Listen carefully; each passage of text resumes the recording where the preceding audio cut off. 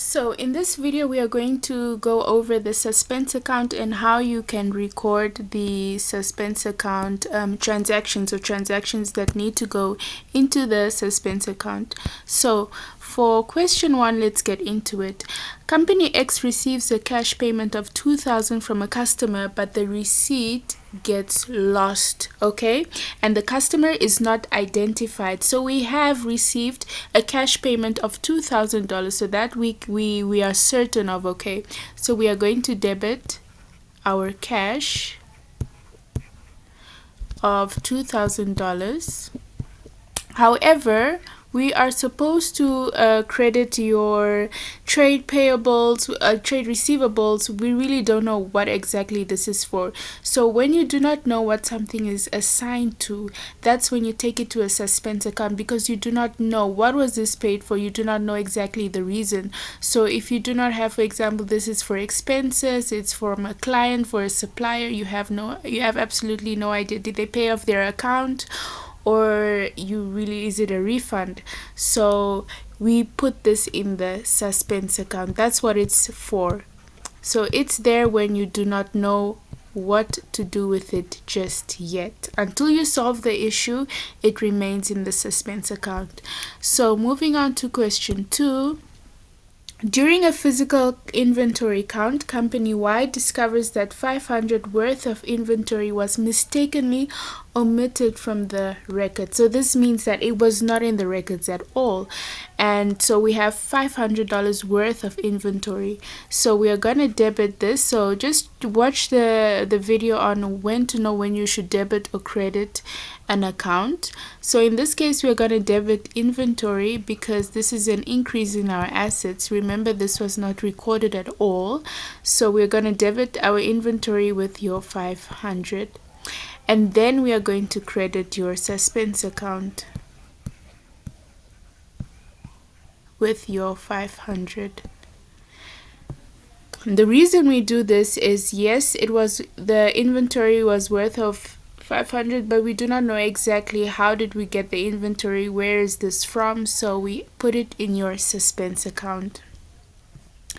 And thirdly, question 3, company Z issues a check for 1,000 to a supplier. So this is important. So we issued a check of 1,000 to a supplier, but the check contains an error in the payee's name and the correct payee cannot be identified. So we do not know exactly who is the supplier that we are paying, okay?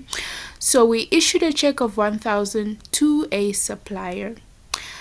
So this would go to your your payables, your account payable. So remember, this is a supplier. So we need to find out which supplier are we paying off exactly.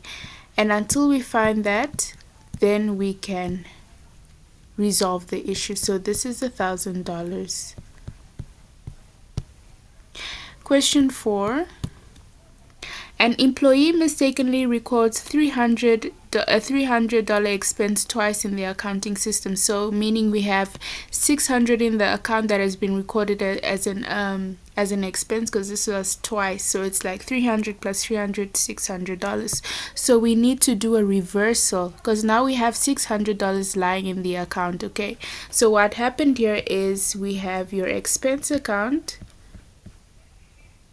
and we have $300, okay? So what we need to do is we need to reverse this extra $300, and we reverse it by crediting it, okay? So we are going to debit